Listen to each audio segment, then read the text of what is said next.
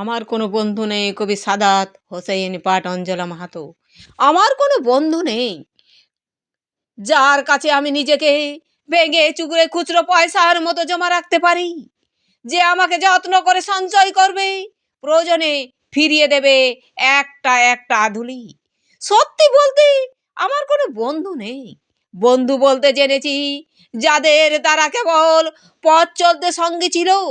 দূরের পথে ট্রেন যেমন থাকে, পাশের সিটে গল্প হয়, দু এক পেলা লেবু চায়ের দাম মেটাতে আমি দিচ্ছি যুদ্ধ হয়।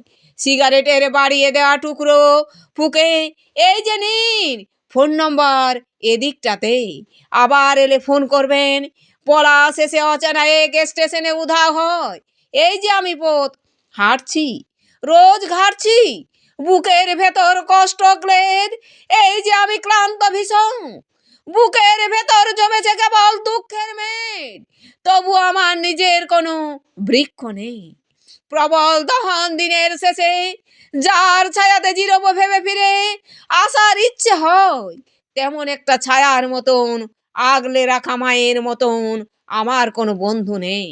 একলা দুপুর উপুর হলে বিষাদ ঢালা নদীর মতন, একলা মানুষ ফানুষ হয়ে নিরুদ্দেশে বধির মতন হাতের মুঠোয় হাত রাখবার একটা কোনো মানুষ নেই। আমার কোনো বন্ধু নেই।